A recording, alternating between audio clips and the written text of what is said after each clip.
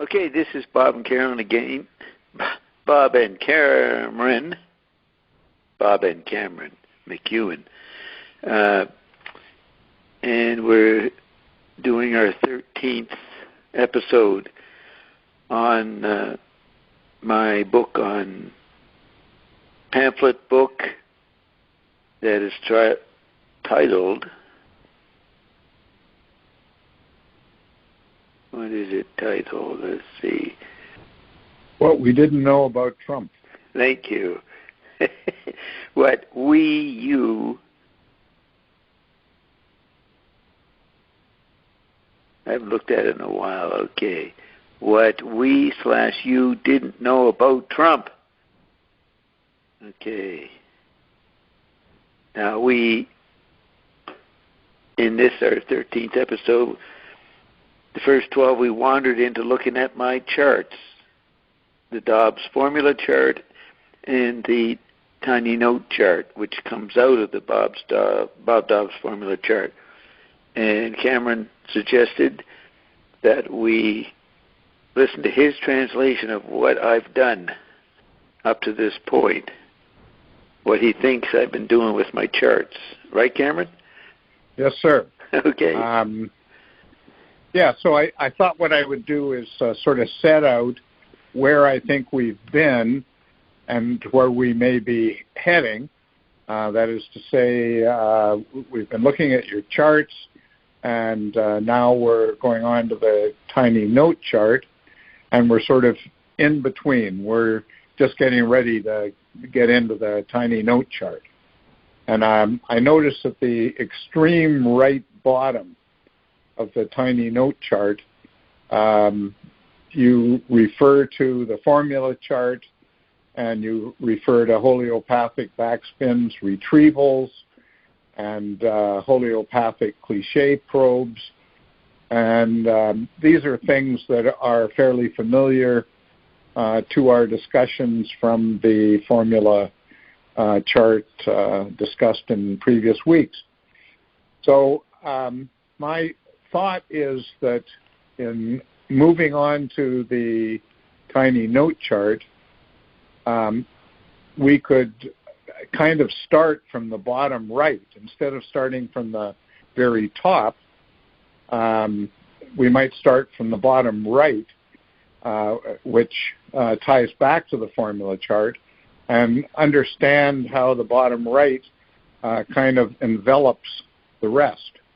Now, that suggestion could be completely wrong, in which case you should reject it.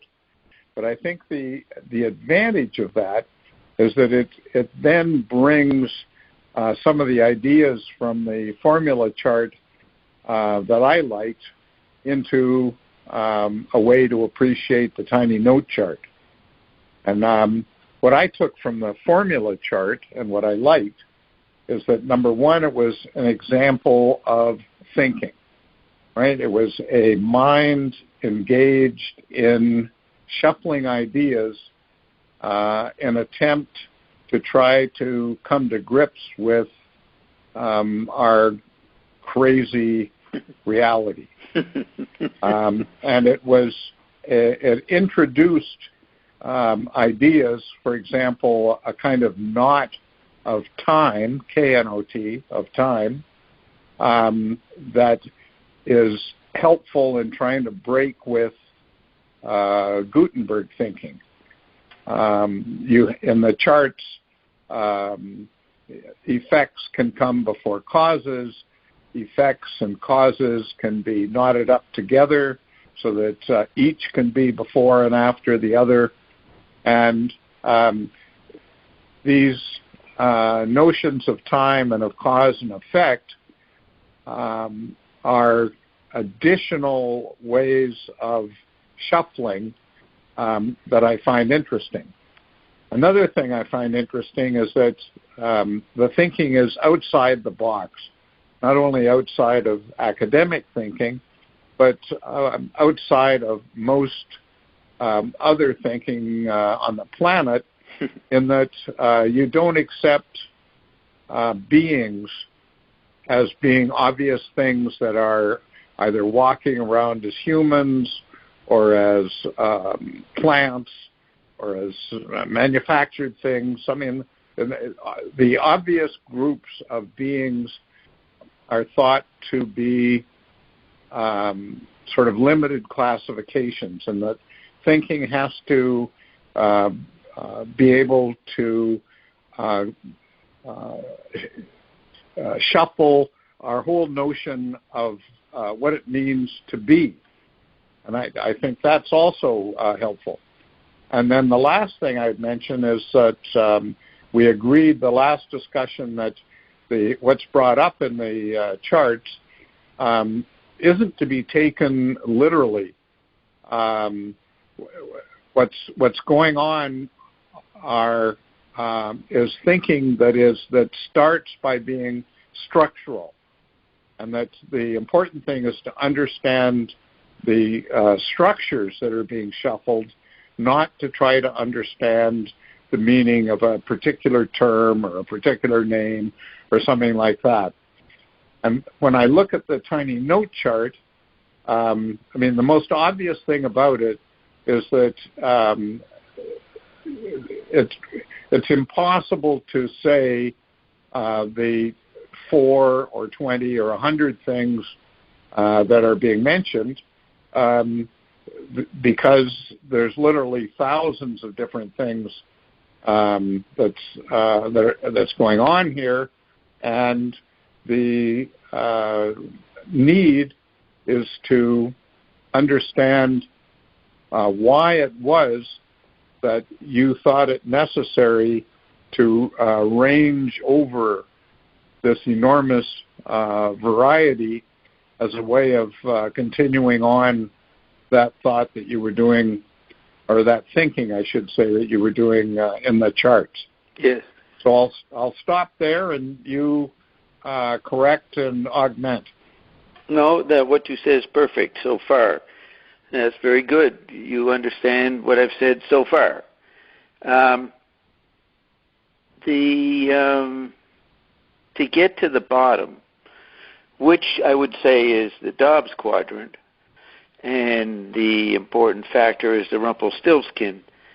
But I would like to introduce the chart with the direction of getting to the fifth quadrant and Rumpelstiltskin as soon as possible. But I need to sort of lay out something here. At the very top, we've discussed a chain letter of phase shifts, the top sentence or phrase, and then the big sentence or title is Anachronous Bob's Tiny Note, which equals the Grand Wazoo's Decade Dance or Decadence. And then this chart is a visualization of a cyclotron of homeopathic cliché probes, which I've explained previously. And then underneath that, in a bracket, 2 brackets, it says causes merging with effects, and causes are in quotes. And that refers to the bottom of page 137 of Take Today, the executive as dropout. Okay, so then you come across 4 strange words, Rai, Eloi, to lofty, and then Bob. So these indicate 5 columns. Rai was a term channeled by Dave Worster. Well, Dave Worster channeled cosmic awareness from 1967 to 74. And he announced that Rai, an ancient something, caused the first separateness. And he would tell the story that being was on the plane of essence. Not too many problems there. But then, so each rhythm of that plane of essence, and these could come from traditional occult stuff like the theosophical ideas. So the plane of essence was, say, red. Then it would ripple and blue would take over from the red. And it might go to green and the blue would disappear. But either from red to blue or blue to green, just at some stage, there'd be a little bit of the red that would not disappear as it moved into a blue, I might say a medium, a coloration. The blue coloration fails to take over completely from the red. So a judging action happens, which he would say is a green would show up. And the green would smash the red holdout. And the plane of essence, the majority of it had become blue. It would object to green being uptight about red holding. The blue gang was going to wait for the red, but green was impatient and smashed the red. So the blue gang, the blue being, chased green. And green spiraled off and went down into densities of matter and ended up in what we would call, it was creating each density as it was going. So it gets to a point where it lodges itself in a density which we know as this physical plane. And sort of like a bunker. He's kind of like a Dr. No in a James Bond movie, He's a renegade. Takes off, and he has a secure bunker in a very dense material plane. And when you say he, are you talking about Green? Or are you talking about Bob? Or who's the he? It's not well, maybe a human. It's Rai. Oh, okay. Okay, all right. Yeah, I forgot to say the green spot that smashed the red and then took off, and the blue chased it, and then green ends up lodged in a physical dimension that is made maybe dense enough to protect itself, to be isolated. That's a separation from the general milieu of red shifting to blue to shifting to yellow or green or any other color. And that was called Rai. So it was the first principality, the first separateness, the first judge. Now this is how Dave Worcester would describe it. And I met him in the late 60s, and he told me this story. So a lot of this is very familiar from Gnostic speculation a couple thousand years ago. That's right. So the blue gang, blue milieu, decided to create a female. So Rai seems to be a male principle. So a female principle was created, Isis, and it went down to the physical dimension and made it an agreement with Rai to continue Rai's creation, his isolated dimension, by creating children. So the human species of evolving or growing begins. Now the plan was at some point Isis would attract Rai to the plane of essence. And this turned out to happen in the cosmic awareness cult or group out in Seattle. Happened on January 22nd, 1960.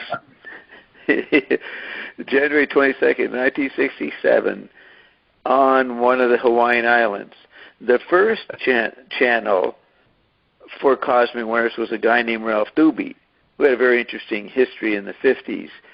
And he started channeling cosmic awareness in 62, maybe as a way to get out of his cancer that he was growing. And by 66, he was sort of favoring the rich people in the cult, and in the supposed answers that cosmic awareness was giving to the group. That Dave Worcester noticed this. He was a member of the group, so he quit. He didn't like that. And Ralph, he actually did a Rai kind of thing. He took off with the rich members of the cult to Hawaii, and he hung out there for about a year. But he ended up having these massive heart attacks on January 21st, 1967. And the mythology that came out of that was Ralph was was acting out, miming the physical body and its principle of separateness, and it's in returning, or it's miming the return to the plane of essence, no more separateness. So the world had changed on January 22nd, 67. And so the group that was still back in Seattle, they started to miss the channelings of cosmic awareness, so they got Dave Worster to do it. So he became the second channel. So I never met Ralph Doobie, but I did get to know Dave Worster. So the mythology was that Rai split, when Rai was still separate, split up into four forces. Rai is spelled R-H-Y-E-E, but it broke up into Eloi, Tu, Lofty, and Rai, R-A-I, like Italian TV. So Rai becomes Rai, R-A-I, Eloi, Tu, and Lofty. So to show some kind of beginning metaphysical situation, I started the chart with those four forces and then added myself. So if you notice, underneath Rai, Eloi, Tu, Lofty, Bob, first thing you have horizontally are colors. So there's implying the story that Dave Worster tells. But then I and what's the? Let me just ask. What is the attraction to you, to your thinking, to your shuffling the deck all the time? What's the attraction to you of this kind of origin story, number one, and number two, the channeling that's going with it? Well, Dave Worster was the first psychic channel I met, and I found him to be very intelligent, and he had read McLuhan. That was a big marker for me. This is back in the late 60s. McLuhan was sort of known, but not by many people. And when I brought up McLuhan, he said yes, he had read him, and that for me made the person interesting. So even though he did the channeling, which was pretty interesting in itself, I liked what it said, or it had a new kind of metaphysics, kind of rejected all the previous metaphysics, and even offered development classes which were designed to undo the Order of the Golden Dawn, which Yeats was a member of, and Aleister Crowley, more famously a member of, 19th century spin-off from Madame Blavatsky and the Theosophical Society. But for some reason, Cosmic Awareness said the principality, the replay of Rai that they were trying to set up, or to continue the principle of Rai, had to be undone. So that was pretty revolutionary to me. They weren't trying to repeat an occult tradition. They wanted to move it into what they called the new. Awareness said, okay, we've got a new age coming, and the emphasis is on new. Very new, different from what you think new is. New. So Worster had a really interesting mind. He had been a draftsman for NASA, so he worked on some of the early rockets or space vehicles. He didn't know which one he was working on, but he did that. He also had an affair. He was gay, and he had an affair with Tennessee Williams down in New Orleans, and actually in the gay community in New Orleans in the early middle 50s, he met Clay Shaw, a really prime suspect in the JFK murder. You know that name? Yes, I do. So Dave Worster, he was the first person I met who would watch the news, and every few months he'd notice that something he'd been doing with his gay partner Vern Christensen, would show up in the media. So he was the first person I ever met who saw himself reflected out there in the news, not in a silly way, like they would coin, I think they came up with some word like psychotherapy in the late 50s, and then it started to be talked about out in the news world. Now, what was special about Dave Worster is he's born in 1928, same year as Don Thiel. A lot of interesting people were born in 1928. Garrett Stern, Andy Warhol. Warhol is argues between 26 and 28. Baudrillard was born in 1929. The end of the 20s produced a lot of interesting characters. And Worster, he met Bob Carr, who was a young medium in Seattle, and then they got in touch with Captain Al Hubbard, who was the Tim Leary of the 50s. He was the only guy allowed, and he had CIA connections, British intelligence connections, mystery character. He was the only guy allowed to have access to Sandoz LSD and give it to people in North America. So he was interested in what would happen if you got sensitive, psychic, or intelligent people on LSD, not people that were ill, which was the ostensible reasons you used it for alcoholism or schizophrenia and different things in Saskatchewan. You know that story, the clinic in Saskatchewan? Humphrey Osmond? Yeah, vaguely. I'm from Saskatchewan, and I remember this from years ago, but it's kind of gone out of my consciousness since then. Right. Okay.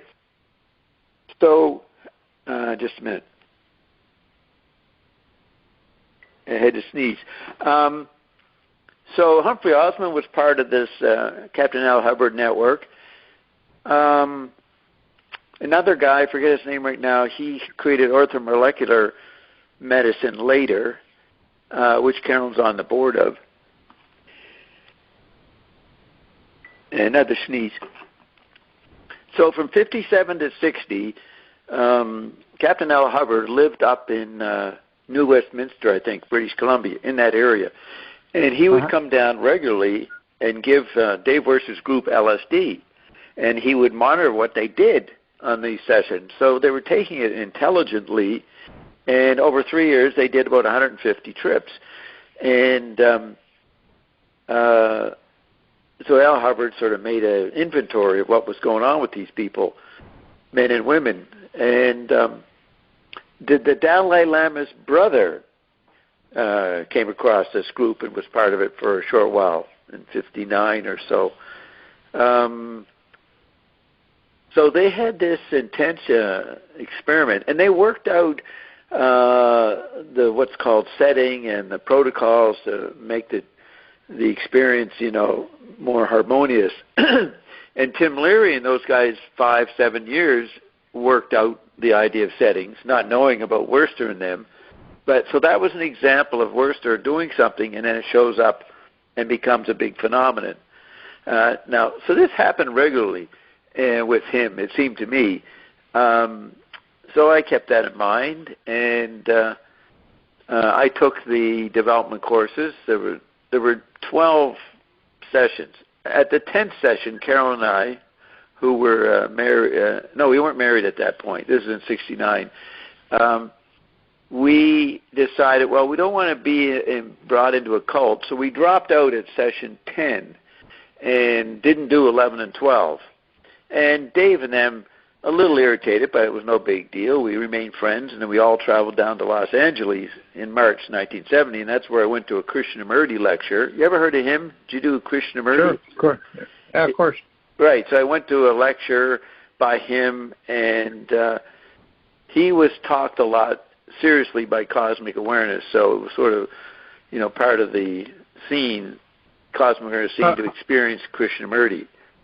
And you'll notice... Sorry, let me just interrupt for half a sec. Weren't you more or less based in Nova Scotia around this time? Yes. How are you going from one side of the continent to the other? Well, when Carol and I hooked up in Dartmouth, Halifax area in the late 50s, we traveled all the time, often hitchhiking. It was a bit out of the way, Dartmouth and Halifax, and we'd come from Paris, so we needed a little more stimulation. So we would visit all kinds of different organizations or things that we found out about. So we visited Dave Worster when we found out about him in 1969 in September. So, and he greeted us, and so we stayed there for 8 months in Seattle and got involved and took the courses and met all these interesting people in Seattle. They used to say that Seattle was a pretty cool city because it had the largest number of atheists of any city in the United States. And these beatniks, they liked it. They were beatnik guys.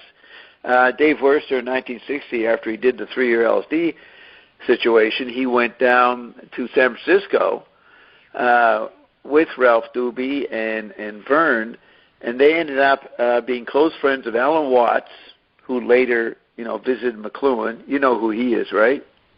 Yeah. Yeah, and Anton LaVey, he was a younger guy, the guy who started the Church of Satan a few years later. He was a roommate of Worster.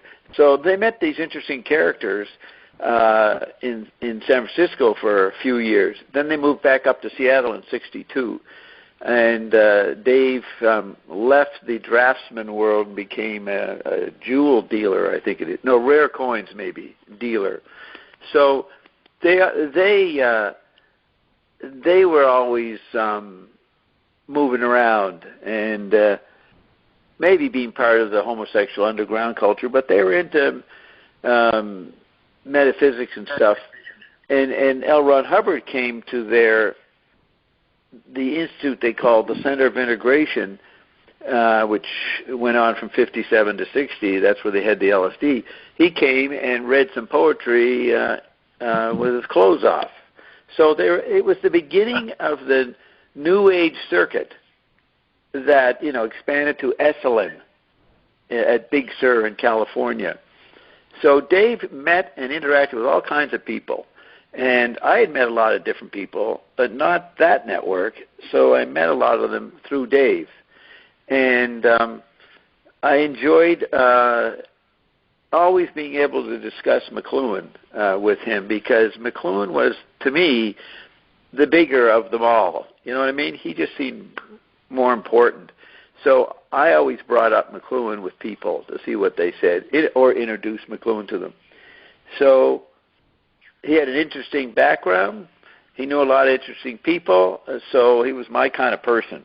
I was not homosexual, so I didn't have any sex with him or anything, but that didn't matter. He was basically lived in his mind, it seemed, plus the channeling. So as an obscure background to myself, I put these quizzical terms in, Rai Eloi tu lofty. And then so I put the colors on the first horizontal row. Then I put basic physics, proton, electron, neutron. Then I did cosmic, cosmos stuff, red giant, white dwarf, quasar, pulsar. Then I took 5 types of TV from Arthur Croker: sacrificial TV, crash TV, disciplinary TV, surveillance, and experimental TV. Then from William Irwin Thompson, I took elementals, goblins, fairies, humans, and angels. From regular science, but in William Irwin Thompson's books, prokaryotic cells, anaerobic bacteria, cyanobacteria, eukaryotic cells. You see, I'm going across the lines there, right? Yeah. Yes, sir. And then from regular sort of more cosmos stuff, electromagnetism, gluon, boson, graviton, wormhole / X particle, and then music, bass guitar, drummer, organ, vocals, and then Platonic geometry, the Platonic solids, circle, hyperbola, ellipse, parabola, cone / torus, and then from McLuhan, front spin, back spin, retrieval, chiasmus, melody. So that was an odd way to write the tetrad, right? Mm-hmm. Mm-hmm. So those were, I wanted to have as much of the universe, so to speak, or of human creativity in that area. But then You have, and that's sort of like first nature. You know what I mean? It's like stuff we didn't make, even though I do have musical instruments in there.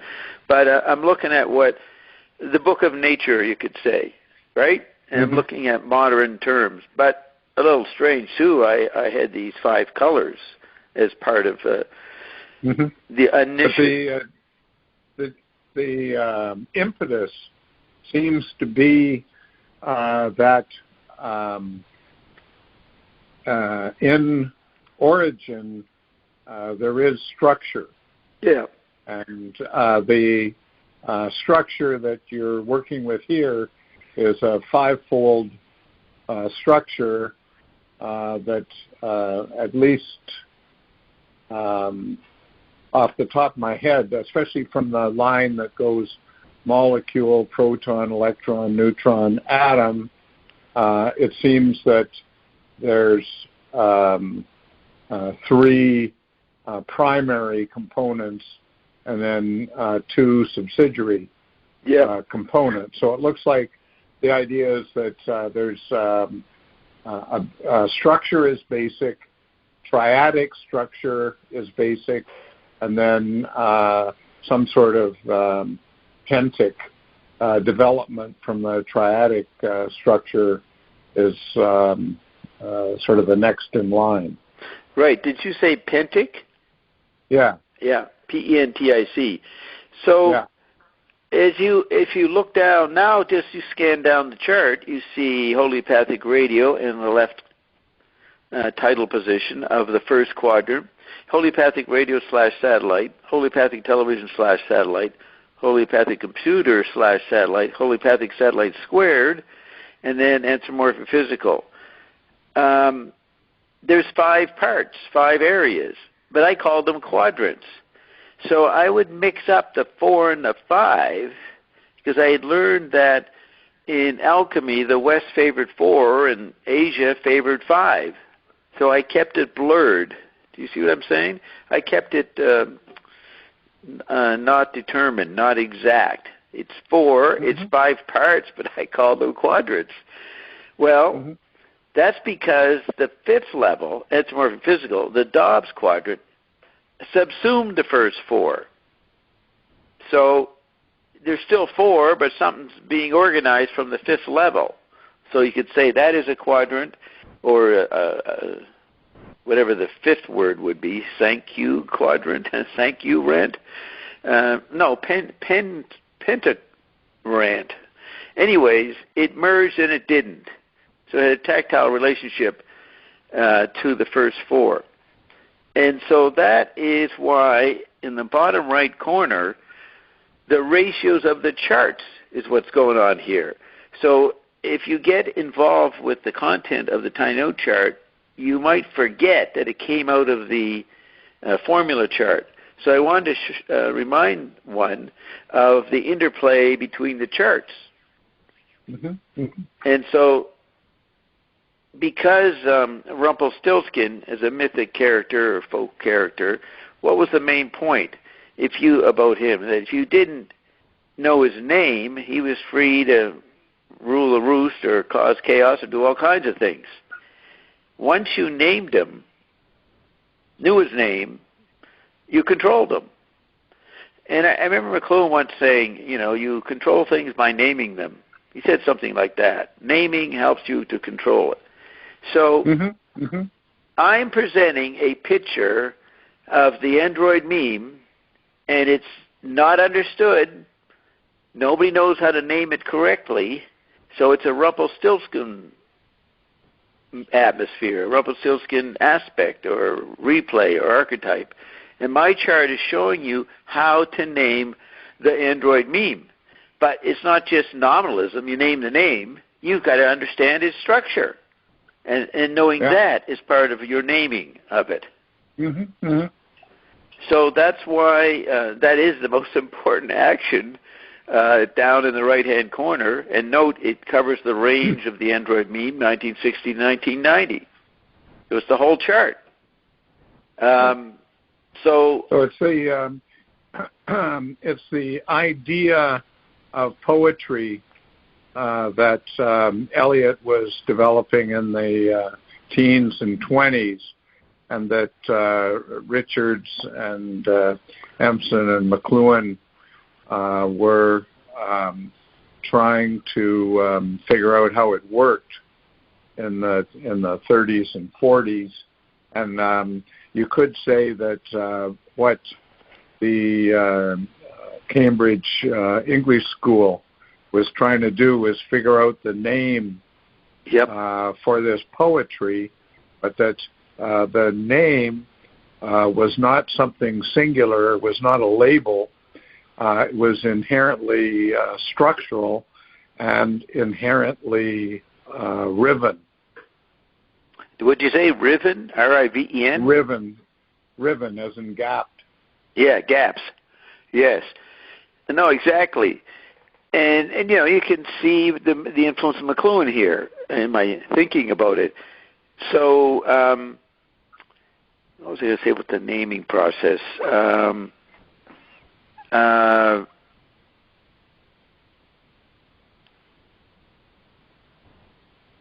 This is a flat piece of paper.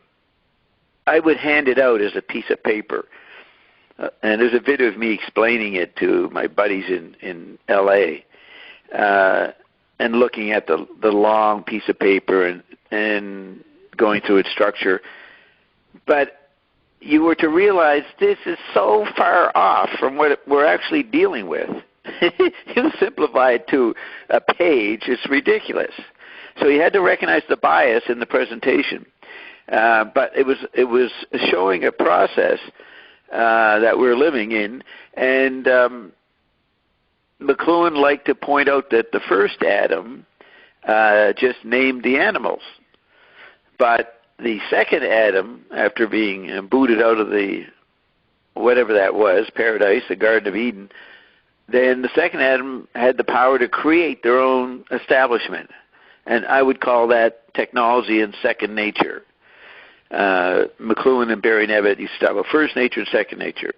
So we're looking at second nature here and how it's evolved, and also including the naming aspect of the first Adam. I mean, the second Adam created by naming, created environments. So, and that would include gesture. So I'm presenting, and this is where your chemistry point is relevant. I was saying that science and its understanding of matter was really limited because I looked at these media environments as new aspects of matter, so it was way more complex how to do science or to do alchemy that nobody had really spelled out other than McLuhan started it. Because in his book, Understanding Media, he's like Aristotle. He classifies the elements of the new situation. It's classificatory. And I thought that had to be updated. So I will explain the structure that we're up against. So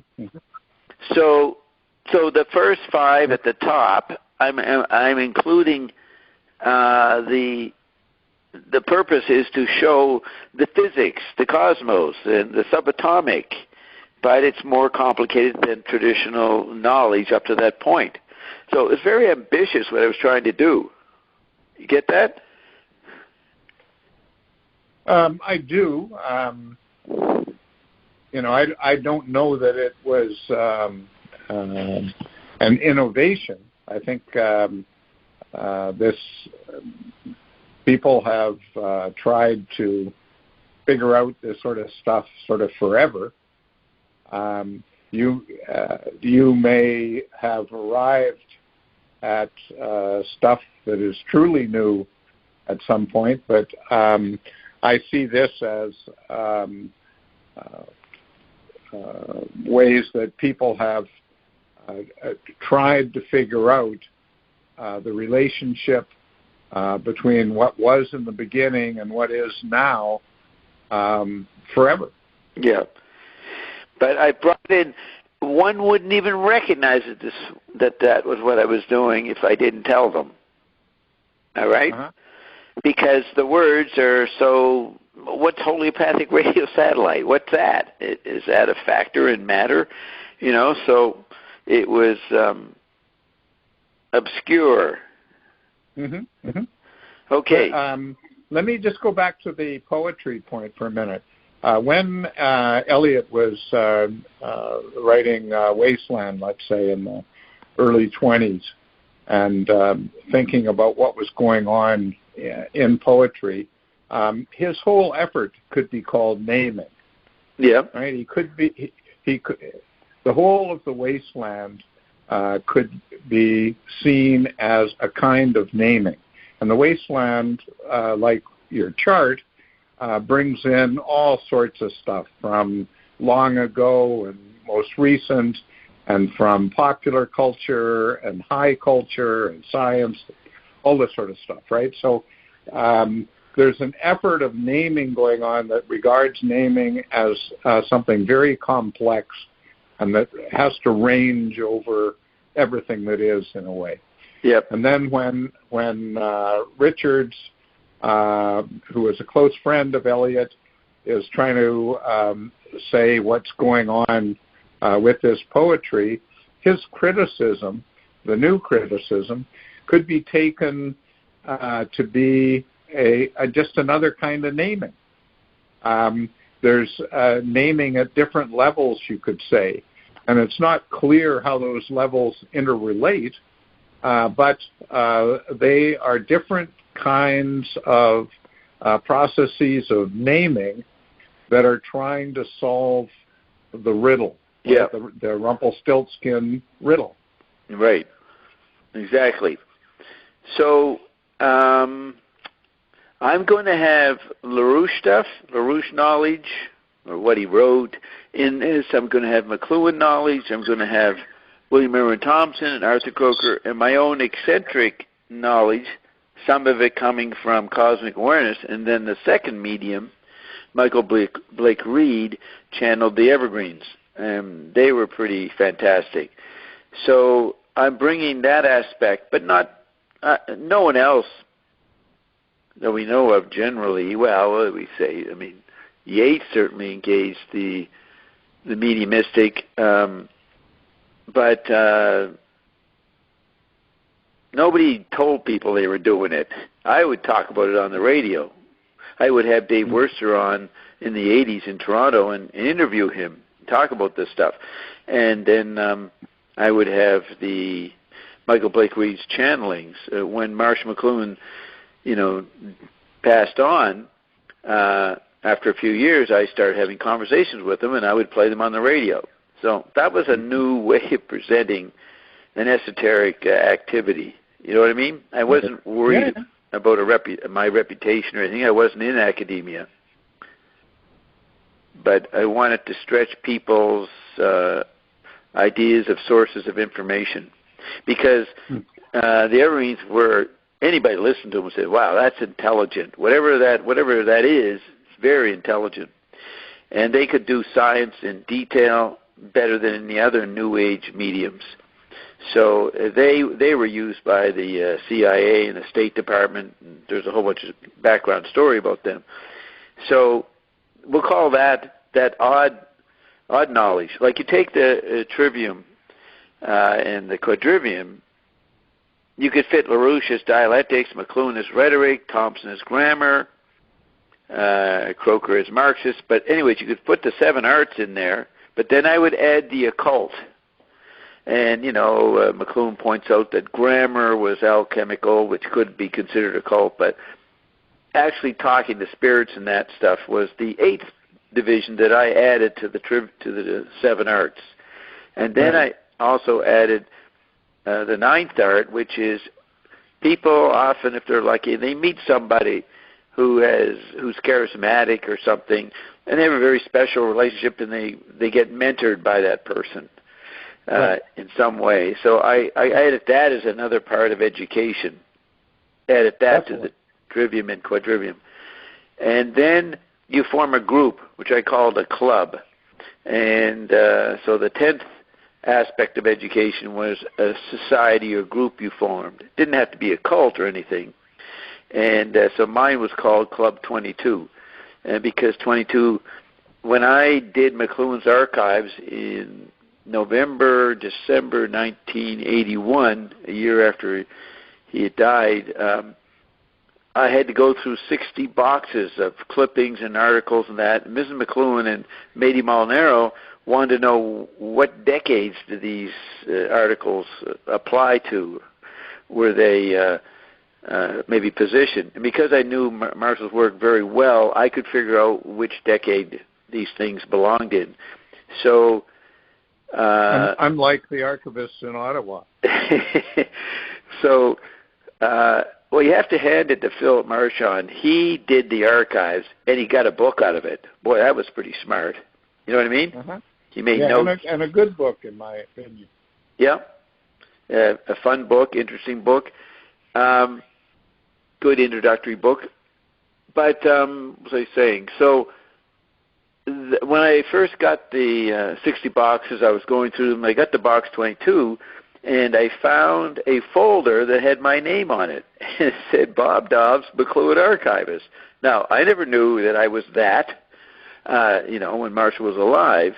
So I opened it up, and what was there was a Xerox of the bibliography that made that little beige book. It was red first. The bibliography of McLuhan.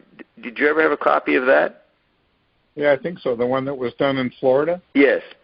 Yeah. And what was his name? Bob Hidell or something? Bob Hildell. Anyways, he's a good friend of McLuhan's, and he made a booklet. Well, in 75, 76, when they were organizing it, I was a friend of Mark Stewart's, McLuhan's secretary, and so she gave me the Xerox of the pages before they became a book. So I went around Toronto and all the libraries and that and found stuff and had my own little inventory. Then the book came out in 77, or I got it from 75, but not till 77. So I had that. And 78 or so, George Thompson asked me one day, can we see what you have? And I said, okay, I'll make a Xerox of the Xeroxings that I got from Mark Stewart of generally the whole book. And so I gave him a copy of my Xeroxing with all the things that I had checked off. So that was that. I gave him a copy. So then I, a couple of years later, 3 years later, I'm going through the box, and there's a file folder that they put my copy I gave them of the bibliography in a file folder and called me McLuhan Archivist. So from that point on, I called myself a McLuhan Archivist. I always pointed out it wasn't official. I didn't get paid, but with that bibliography, I was able to really, build up my collection. And so I had the biggest archives until the library archives was formed in Ottawa in 84 or so. Why am I saying that? I think you were getting to the number. Just the fact that I was McLuhan, how I became McLuhan Archivist. I was named that. And it was box 22. That's the point. It was box 22, and Ms. McLuhan drove me home, and I lived at 22 Kenwood, and I said, 22 again. And then the next couple of days, I noticed 22 in my life. I'd always added up numbers. The first pattern I noticed when I was a kid was that any number multiplied by 9, the sum adds up to 9, right? So I think that started me looking at numbers. So I would notice my birth certificate added up to 9, my wedding date added up to 22. And so 22 riddled my life a lot. So I mentioned this to a Toronto poet named Ian Arlett. And that was that. We didn't talk about it anymore other than that one time. And I was probably telling him this story about how I was in box 22. So 6 months later, he comes back, and because he's a poet, he always had a notebook and was writing down ideas and stuff for his poetry. He hands me his notebook, and it has newspaper clippings. It's bulging. Newspaper clippings and articles and notes and jottings by himself, riddled with 22 showing up everywhere. And he says, man, I started noticing these 22, and it became so numerous, it was driving me nuts, so you take this notebook. I don't want it. So he gave it to me. So I developed the 22 thing more and more. And so when I, around the time, just before I got on the radio, I'd met Nelson Thal and James Kidney, and Ian was part of this and a few others. We would talk about McLuhan and all these things, and I was listening to Mae Brussel recordings and Lynn LaRouche stuff and Dr. Beater. So that whole activity, the salon, we called Club 22. So that's where... And this is early 80s. Right? Yep. It started in 82. Well, the box was discovered in late 81. So then sometime halfway through 82, Ian gives me his notebook, and then I noticed it. And then in 83, I met Nelson Thal and James Kidney, who was a Toronto actor, and he was playing, he did a play on Lee Harvey Oswald with Amanda Plummer. Maybe she was Christopher Plummer's daughter. And he just passed away the other day, right? Christopher Plummer. Right. Famous. And he did have a daughter that was an actress. I know that. Yeah. And so it was about a relationship between Lee and Marina. And I had the Torbett document, which was the best X-ray of the Kennedy assassination at that time that Mae Brussel always recommended. She lived out in Carmel, California. And so James was a patient of Carolyn and told her about the Kennedy play she was doing, and she said, oh, you got to meet my husband. So her office was on the first floor of 22 Kenwood, so he came upstairs and we met, and we became friends over him reading the Torbett document and getting a more conspiratorial view of the Lee Harvey Oswald character. So that helped him. But he had not heard of McLuhan, and I played him some recordings of McLuhan, and he said, wow, that's the best voice I've ever heard as an actor or a public speaker. So he became, as an actor, developing his voice in that. He was very intrigued by McLuhan on the voice level. So, and then I met Nelson around that time, and we just took off really talking about McLuhan. And then I ended up on the radio, and they came on the radio with me for a special we did. So at that time, did you know that about Joyce and 22? I knew about Robert Ed Tom Wilson and 23, but 22, I noticed 22 would show up in his writings, but also October 8th, 2004, I think he was 22 when he left Dublin. And maybe, but he was born on 22. No, yes, February 2nd, my birthday. Yes, so I knew that part of 22. Yes. Yeah.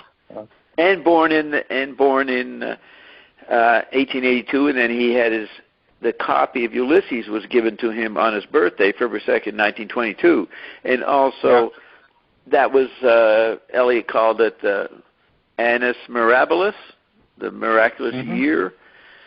So much happened in that year, and beginning with the finding of the Tutankhamun Egyptian treasures or mummy and all that stuff. That had an influence on a lot of people, including Eliot and Lewis and Joyce and probably Yeats and Pound. So, yes, I knew 22 was all around Joyce, but I didn't know if he noticed it. Do you know anything about that? Did he talk about 22? Not that I know of, but right. It would be very strange if in Finnegan's Wake it doesn't occur somewhere. Yeah, there is a 22 here and there in Finnegan's Wake. But some people say, well, that's the Kabbalah. You know what I mean? And McLuhan said you need to know the Kabbalah to get around in the wake, the signatures of the Kabbalah. So Joyce certainly knew the occult part of 22. But the synchronicity part, did he see that? I don't know. I'm explaining the 22. Yeah, you were talking about the structure of the tiny note chart, and you got over to 22 somehow. I'm not quite sure.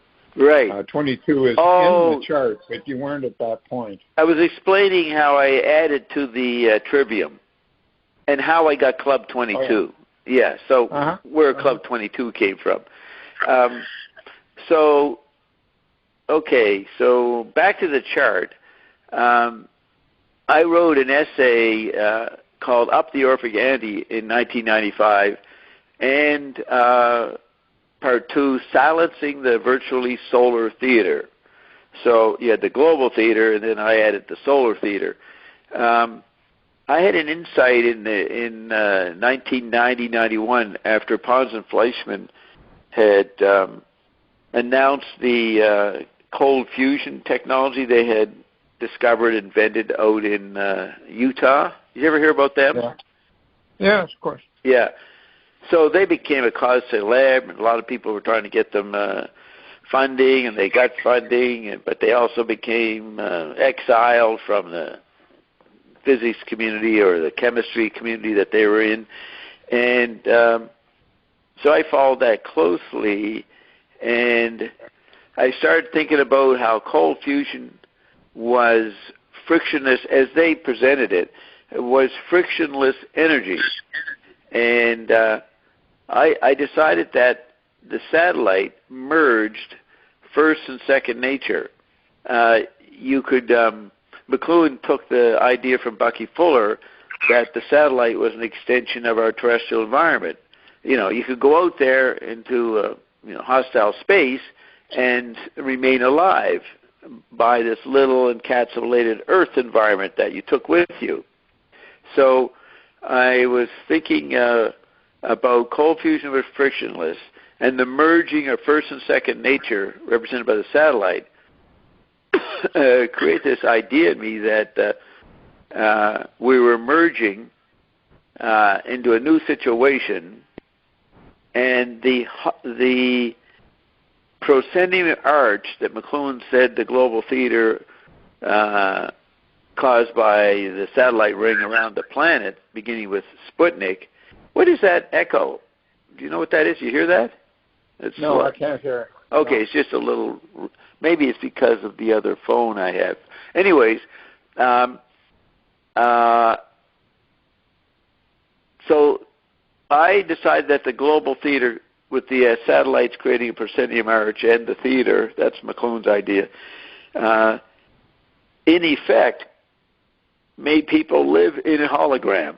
The world was a hologram, or an environment that the hologram would show up as a technology, but the effects of it were already here. And so as we moved into the digital area, the hologram created by satellites and the communication matrix that it created would get tinier and tinier. The hologram would go through the homeopathic process and shrink. So that process of shrinking was part of how I understood MIR. Remember I explained the MIR device that Carol was using? Yeah. Mm-hmm. So I remember MIR, this technology is what I'm trying to figure. This is a new effect on matter, the combination of the four parts. So there's something new about matter that it evokes. And so I extrapolated into a satellite effect. Remember, the homeopathic effect potentizes herbs. But I'm saying that the global hologram is potentized, is made homeopathic, but it's a hologram. So I put the two words together and came out with homeopathic. So the chart is showing what happened to our environment after McLuhan's final extension, the satellite, which was an extension of the planet, right? So what were we extending after that? After that was the digital extension of machines, by machines, not our faculties, unless you said there was some digital aspect in our central nervous system or something. But generally the extensions of the digital era people didn't understand them. They could see that a book was an extension of the eye, but what was being extended with the increasing virtual environments we were living in? So I renamed them homeopathic, that process. So it would use as its content the analog media.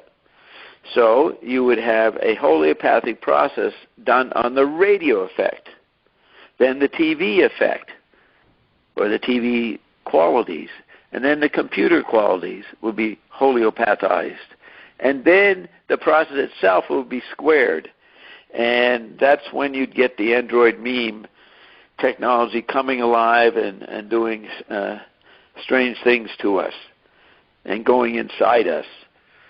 So that's the divisions, okay? So on the left, you've got homeopathic radio satellite. It's always /satellite because that in the hologram's coming out of the satellite effect, the satellite environment. So you have the global theater. It's doing something to radio. It's doing something to television and computer, and then squaring itself and becoming a new species. And all the time, humans are trying to figure out if there's any human left. So they would project human qualities into it, and so I called that the anthropomorphic physical. Now, over on the right, far right column was the timings and dates of the phases, and also ratios of the radio era, and then the TV area. They had different ratios, different, McLuhan would say, different senses extended. But now it's ratios of sensory qualities that are being homeopathized. So you see how it's going a bit beyond McLuhan? We weren't extending senses. We were extending sensory ratios that were going into a strange mystery landscape that mirror this technology represented for me. And the whole process... Yeah, go ahead. Well, as you go through this stuff, I see some tensions between what's literal and what's not literal, and what is put forward in an experimental sense, and what's taken as a conclusion. And I see both of those as problematic in themselves, but also problematic when the time consideration is introduced. Yeah. Right? So maybe you could talk a little bit about how you regard those tensions in regards to your chart. Yes. So there's a couple of McLuhan points. History ends in 1945. The Telegraph, quoting Teilhard de Chardin, that McLuhan quoted, is a biological event.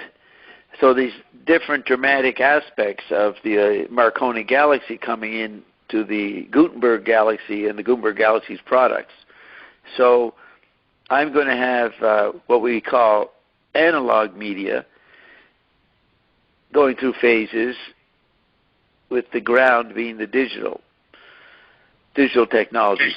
So I'm saying that digital technology is an invisible environment from 1960, 1990. You can read a history of MIT and the early scientists and what they were making in the late 50s and early 60s. Right? They began to make the digital world. And cybernetics. Yes, and a key point was in 1969, first week of September 69, when they hooked up the first two computers in UCLA and maybe Utah. Berkeley, I think. Beg your pardon? I think it was Berkeley. Yeah, might have been Berkeley. And then a month later they added another one. That might have been in Utah. And then another one in November. And then they eventually, I think they got to MIT in December. So that began the creating of the spider's web, of the matrix, and all these popular images we have of something we're being enfolded in. That's partly why I used the Rai point, because cosmic awareness said that after Ralph Dubé died on January 22nd, 67, Rai had returned to the plane of essence, but there were still the cobwebs of Rai. So later, when string theory came up, I decided that the strings were almost holding on of scientific concept with McLuhan in mind, that we were living pure percept and concept couldn't keep up with it. So the scientists were trying to keep up, and so they developed string theory, which wasn't your normal science based on laboratory experiments. It was just a speculation of musical strings kind of thing. So I said, okay, there in the quantum physics, they were taking Newton's visual space and organizing that and then making some changes to it with the quantum revolution in the 20s. But they had to drop the visual background completely by our time, say the 90s, and so they went to acoustic. They had to use the acoustic vibrations as part of matter, or the structural elements of matter. So I thought that was the cobwebs of Rai. See what I'm saying? Mm-hmm.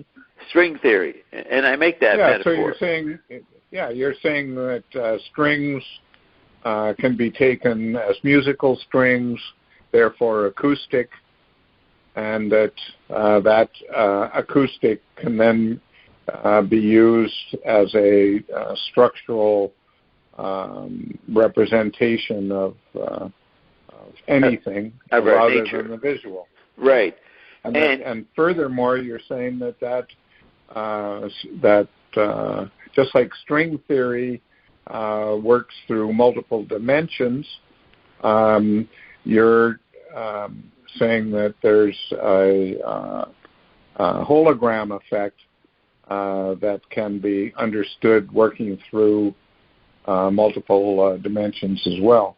Right, and this enters into the popular consciousness. There's all kind of books about the world as a hologram, and people started saying it was a quantum society, or we're all a part of a hologram. So that became part of the popular imagery in the 80s, 90s. Now, what I was thinking, as a new scientist, I said the next ground will be tactility. So, you had visual space, acoustic space, and tactile. So I'm trying to show the tactile qualities of this new matter. I mean, there is tactility in our brains or in our sensory nervous system, but the extension of it is affecting matter, and that's where I was laying out a new scientific theory, another ambitious thing, Mm-hmm. But if they could make up stuff in the string theory world, then I could enter the game and make stuff up. And, of course, always having McLuhan's new nature and the new science in mind. You know what I mean? Trying to develop that. So the strings, the resonances were holopathic radio satellite, holopathic television satellite, holopathic computer, holopathic satellite squared, all within me as an anthropomorphic phenomenon, trying to see if there's anything anthropomorphic in our world. Yeah. Still carrying on that enterprise. So that's how the 5 quadrants reflect the 5 columns at the top. So that orange is LaRouche, and I'll explain how I get LaRouche. Eloy is McLuhan. TU is Thomson, Lofty is Croker, and Bob is the anthropomorphic physical. So why do, you've got a holopathic radio satellite, and now I'm going to use all kinds of phenomena that make up matter in our new merger of first and second nature, but I also have to include the cyborg aspect, the post-human, or the human merging with the machine. And McLuhan says in 1950 we have total fusion, and it's going to get more and more intense. So I'm developing the fusion aspect. So with LaRouche, it is his intellectual product that becomes part of the era of the holopathic radio satellite. But he's replaying Ezra Pound. So each quadrant is actually, in the analog phase, the major people are Ezra Pound, Wyndham Lewis, T.S. Eliot, William Butler Yeats, and James Joyce. And since the android meme is a replay of analog human life, what'd you say? I didn't say anything. Oh, just heard a sound. So the android means a replay of the developments up to 1945. Then LaRouche is just a replay of Ezra Pound.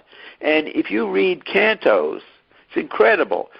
All the historical elements and personalities that Ezra Pound highlights around the theme that usury is bad, and he looks for civilizations that, or cultures that weren't built on usury to get better art, better beauty. They're the exact same elements, historical figures that LaRouche uses. So I was reading LaRouche at the same time I was reading Cantos in the 80s, and I said, wow, he's talking about the battle with the first presidents, the Hamiltonian versus the Jeffersonian. Pound has that going on in the Cantos, and LaRouche redoes it, not aware of Pound at all. And then they go back to the Italian Renaissance and ancient Greece, all these periods of so-called renaissances that Ezra Pound features in the Cantos are featured in LaRouche. So I thought that was an interesting point. And most people didn't like LaRouche. They didn't want to understand him. They thought he was a fascist or something silly. They didn't respect his mind, but so they weren't thinking about him. But I was the first one to see that McLuhan, that Pound was LaRouche was a replay of Pound. You see what I'm saying? So, Pound, okay, what's this here? A second. Pound, he was born in 1922, and he just died a year or two ago, but he's a 1922 person. And as a... No, he wasn't born in... Maybe LaRouche was born in... Oh, sorry, yeah. No, Lynn LaRouche, born in 1922. Yeah. And Mae Brussel was born in 1922, and she's the other person in the LaRouche or radio quadrant. I wanted to put a woman in there somewhere, so I picked Mae Brussel. So LaRouche is dealing with the McCarthy era, and people think that he was a McCarthy kind of figure in American politics. He was always running for president. So he is 1947 to 57, that sensibility, the radio era. And it crystallizes in 1960, but he's actually a replay of 1840 to 1900, the world that influenced Pound. So you have the radio satellite, the effects preceding causes. So radio technology is intuited in the science of the 19th century, 1840 to 1900. LaRouche is the human cyborg of that era.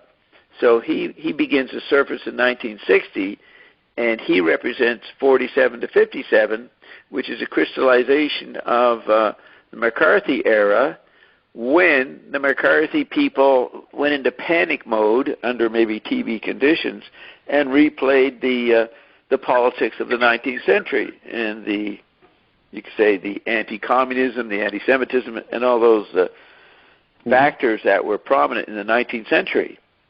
So you see what I'm laying out here? Well, I mean, I see in some senses, but I don't see in the most important sense, and that is that I understand the connections, which are often tactile connections that you're talking about, but I don't see the point.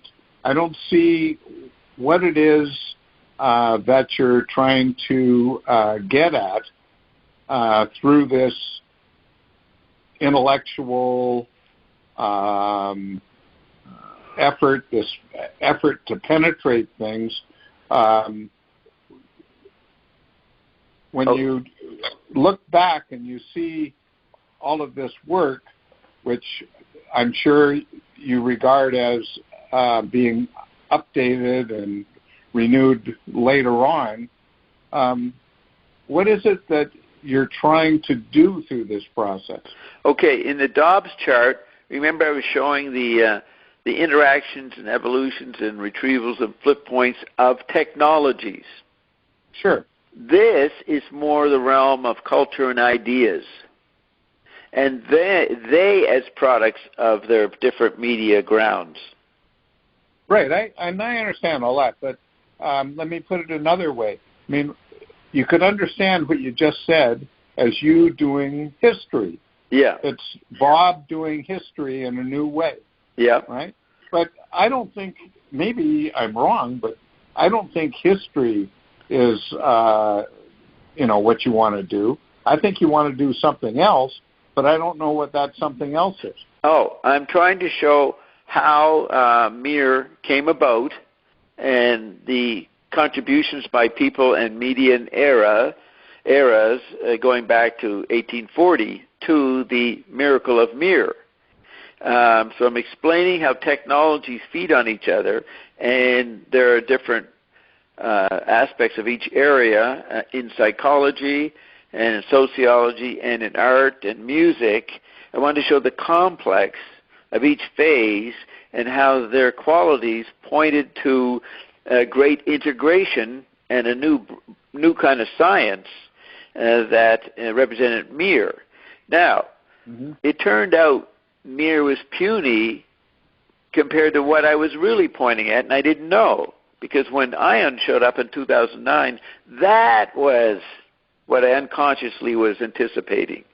And so at the very bottom, we have the statement, waiting, just a second, the bar is stuck. Waiting for organic bodies. Yes. This whole process, 150 years, is waiting for something to happen with our bodies. The spinning clothing crystals have danced the hex advertisement. So each quadrant is a spinning crystal. It's a medium, and I'm using McLuhan's clothing metaphor, and they're interacting, dancing and juggling, and the android meme, like the satellite, anticipated cold fusion, but the android meme and its fusion and tactility is anticipating the products and the phenomenon of Ion. But I did not know that in 1995. Mir was the best thing I had for a model. Right. So this might be portrait of an artist as a young man, right?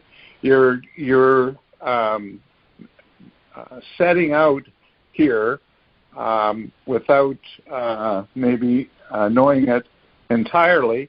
You're setting out the education of Bob Dobbs to this period here. Right, but I would say I was a figure for the education of humans and humanity, what was happening to us. I certainly didn't. Right. I thought that I was lucky in finding the thinkers and art forms that indicated what was happening, because Joyce, McLuhan, all of them, all these names, those people, they all thought they were pointing to a new something that was being created, a new spirit, a new matter. And so in that tradition, I thought I was seeing further than they had seen. So I was updating the cantos, or Finney's Wake, or McLuhan's Understanding Media, or Laws of Media, Thompson's books, Krishnamurti, Mae Brussel, Dr. Beater, and what I thought Garrett Dean was pointing to. That was my personal mentor, Garrett Dean. So my point is to show how, as a poet in tune with the present, I, like McLuhan said, he said he was very lucky in who he met. I felt lucky in who I met, including people like Dave Worster, that led me to a phenomenon that both Carol and I were creating. She in medicine, me in some other level. So now we have way better technologies than MIR that we're getting ready to present the work to the world.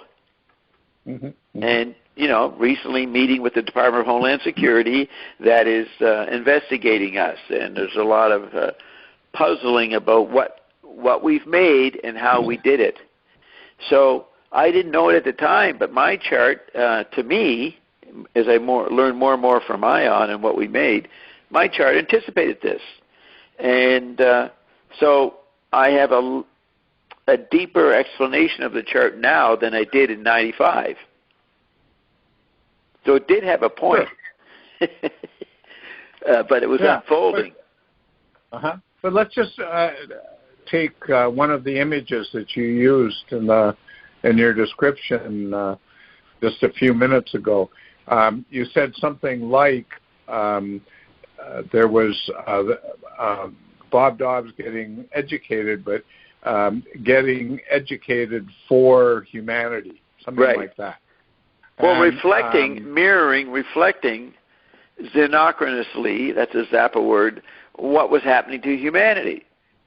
Right. But there's two ways of here. 1 second, Bob. Yeah. Carmen. Yeah. The dog has no water here at all. There's two ways of hearing that, right? One could imagine Bob Dobbs as the Colossus of Rhodes, standing above humanity with the lantern and sort of bringing humanity to itself through the vastness of the colossal vision of this figure. Yeah, did you say bringing humanity to itself? What was that word, humanity? Yeah, okay. Or could imagine the Bob Dobbs as somebody small and as limited and as mistake-prone. In other words, as a very humanitarian figure, not because of his colossal size, but because of how typical he is, and having a special significance only because he's trying to penetrate that typicality. Yes. And I agree. And maybe you're doing both. I'd be much more interested in the second than the first. But what do you say to those two? I'm doing both. I'm a colossal figure and a little human. Carolyn's only 5'1", so I say Carolyn's the tallest midget in the world. And so I'm 5'9", so I'm the smallest giant in the world. Right? Yeah. Yeah, I made the giant level, but I'm only 5'9", so I'm the smallest giant. Anyways, there's a lot of comedy and humor in the whole thing, but there's a lot of seriousness to it because of where we've gotten to. I mean, Carolyn is the best doctor in the planet. Her products save everybody, and which is an amazing breakthrough. So, a lot of people know about her, but not the whole world yet, but they will very shortly when the Black Death starts happening, and she has the only treatment for it. That's going to be significant. So there's a working out of what we've been doing for 50 years. So, because I'm making this chart inspired by technology she discovered and got involved with. You see? So it's an intimate dialogue between me and Carolyn and what our personal careers and lives unfold and then bump into each other. So, right. But there's a difference between two kinds of story, right? One kind of story attempts through fumbling and error to reach some kind of vantage point, and then looks back on the Odyssey and explains it in terms of the vantage point that's been reached. Yeah. Another kind of story tells the Odyssey, and it's a series of adventures, you could say. A what right? of adventures? Now, a series, did you say? A series of adventures. Yeah. Yes. Uh-huh. Yep. And to me, it seems like the chart is more like a series of adventures that has the seeds of the vantage that you want to reach, but no more than the seeds. Okay, well, you haven't been fully debriefed on the whole thing. No, of course not. Of course not. But I'm trying to interview you. I'm trying to figure out what's going on in your being, right? Well, good. Yeah, I appreciate that. I appreciate the interest. Okay, so I want to illustrate a little bit more of the structure or organization of the chart. Okay? Yeah, sure. How I bring everything in. So, you got the title, Homeopathic Radio Satellite. And then under Hadron, there's 11 items. It's always 11 items. And I have the subplot medium in the same position in each grouping of 11. So the newspaper... When you talk about the 11, you're including the title. No, newspaper, LaRouche, ether, paranoia, 22. Oh, yes, I am. There's 10 elements. Yes, I'm including the title. You need the 11 if you want to get to 22. That's right. And I don't know if I did that consciously. I may have at some point, but this is a long time ago, when I made it. So the subplot medium is newspaper for LaRouche quadrant. Television is electric media. Toys, entertainment media go with the television zone. And then the computer is the printed book. The satellite squared is the movie, and the anthropomorphic physical is the magazine/satellite. So,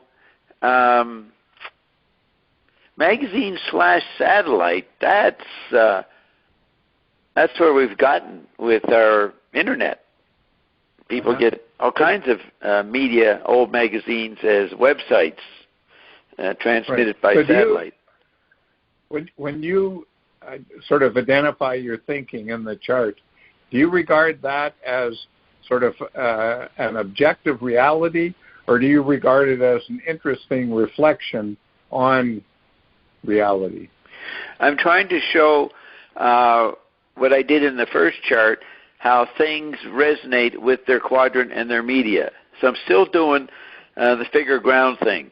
So these are figures inside the ratios on the far right of the homeopathic satellite squared, say, 1945 to 60. So I'm saying that critical theory comes out of that, Johnny Rotten comes out of that environment, Panic comes out, Jim Brown and football, Gallery magazine. So when you look at each series of 10 points plus the title, they're all in the same position. So the subplot media, which is almost a retrieved effect. So movie is an effect of the homeopathic satellite squared. Magazine is a reflection of the anthropomorphic physical phase. And they're all in the same position. They're at the top of the quadrant. But there's a tension between the idea that we're dealing with different times, Yeah. and the idea that we're dealing with a hologram that has it's made up of these structure different times.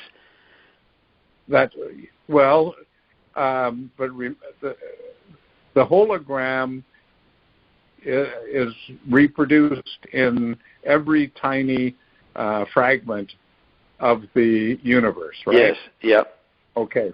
So in that sense, there is no time. Right. I agree. Right. So, because they're spinning clothing. This once you make this into a video, they'd all be spinning around. They wouldn't be a flat sequence. Correct. So when you identify times, you must be saying we've got this dance of particles, and we can beam different kinds of lasers, let's say, into this dance. And when we do that, we get different effects. Yes. Right? And so you could be seen as studying the cloud chambers of effects from the scattering that occurs from the hologram crystals, if you will. Yeah. And that you then label in various ways. You label the cloud chamber configurations. Yes. Right? But that means that what you're talking about with 1840 to 1900 doesn't really have anything to do with chronology. Right. It has to do with a configuration, and that configuration, the naming of it is closer to poetry than it is to, let's say, quantum physics. And the real force of what's going on is this effort to name that you mentioned with Rumpelstiltskin. Yes. It's a study of the cloud chamber of effects that you hope can how can I say that can kind of ring a bell with people, with your fellow humans in such a way that they understand things differently and in a new light that they have to do in our crazy situation. Yes. So in this, people's normal entertainment diet, with all the different kind of shows they have, take Netflix with all the different movies of different eras. These eras are always being recycled. There's always a movie about the 19th century and a TV show about the 40s and something about the 80s. So these memes or zones or historical after images are circulating in the super angelic environment we're in, and it's the content. So I'm putting order to a certain era or timing by showing the sensory ratios of that period. So if you watch a movie about the McCarthy era, 1947 to 54, say, you could look at my chart and see echoes that'll show up in the movie, moods and themes. For example, what do I have? I have Time magazine, which started in the 20s. I think it started in 23, almost 1922. So that old magazine, which was part of the Big Brother world before World War II, blatant propaganda, but involving propaganda. People liked it. So you take Time magazine and what it resonates for people. Now, those millennials and younger don't know any history. They don't know Time magazine, and they don't know when it was. So on a, what do you call it, a pedagogical level, it's a way of explaining the media content that are inside of, but they don't have the historical book knowledge of what's being echoed. So this is a guide to what people are experiencing in their media entertainment. Right. But you're fully aware that if somebody were trying to see what kind of movies were made, let's say, about 1950. Not movies that were made around the year 1950, but movies that were made later concerning 1950. Yes. There isn't one kind, right? There's a huge variety, and what you're doing is you're specifying one way. You're saying, well, this is an interesting typology here for 1950 or for years around 1950 or something. Yes. But you're fully aware that that's not the only one, and it's something that's may be interesting in terms of a kind of wider theory that you're putting forward. Or theory is the wrong word, but I'd include that. Not limited to that. That's the issue. You know, scientists are trying to come up with a theory of everything. They're not including all the factors. So I am trying to include all the factors and get beyond what you just said, be too specialized or too subjective about what I remember. I'm trying to show the broader myth, the pattern of that era, and figures that, if you found out about who they are, would fit. I mean, definitely in that period, 47, 57, Mickey Mantle is a big image. And the movie in 1963, a little later, The Great Escape, shows some of the concerns of that period. So, okay, those interpretations are my subjectivity, but I think I'm trying to find things that I notice and are come out of my subjectivity, but that have some objectivity to them. I mean, everybody knew Mickey Mantle, you know, so it's a collective image. Absolutely. But I guess one of the ways to put the questions that I've been trying to raise with you is what's your understanding of objectivity there? It's surely not a question of matching. No. Right? So what you're doing here is making, but as soon as the whole topic of making comes up, then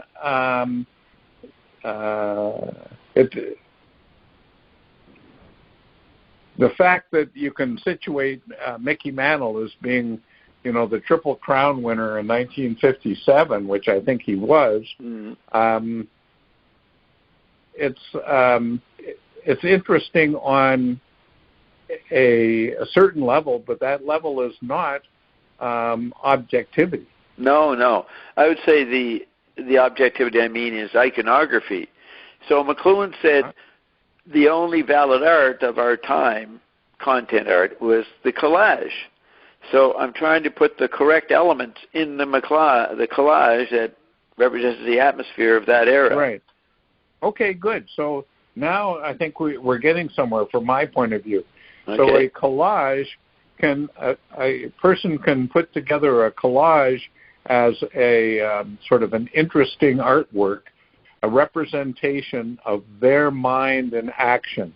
Yeah. The pieces that are selected, the portions of the area of the artwork where the pieces of the collage are stuck, the size of the thing. All of these things can be a representation of mind, or they can be a representation of an era or of something that the artist is trying to express that is not his or her own mind. It's something out there. Yeah, that's exactly it. Okay, and so it's the latter that you're up to, right? Yeah. I'm trying to keep myself out of it as much as possible, but we have a kind of a collective consciousness in the 20th century. A global Esperanto, all this common media and imagery that everybody shares or is aware of. And if they're aware of, they've experienced. The subjective responses, the user's content is a millionfold in variety, in difference. So I'm trying to use cliche trigger points. Cliches, like jazz, cultural study. But when you look at this now, you think of it as something that is interesting as a representation that people can learn from, or do you see it as interesting because it's a way station along your education? No, I think in dialectics, LaRouche is very important because I look at, when I describe at 95, I said McLuhan dances on the toes of Catholic Thomism. LaRouche dances on the toes of technological liberalism. And this is with the McLuhan statement that all we can do now is dance on the other guy's toes. That's like angels on the head of a pin. That's what I've got in mind when I say dancing on the toes. Croker danced on the toes of Marxism. Thompson on the toes of Buddhism. I danced on the toes of quadrophenia, which each one of them, these polymaths, were unconsciously expressing. So, and that's a structure, right? Yeah. I mean, first of all, it's a structure.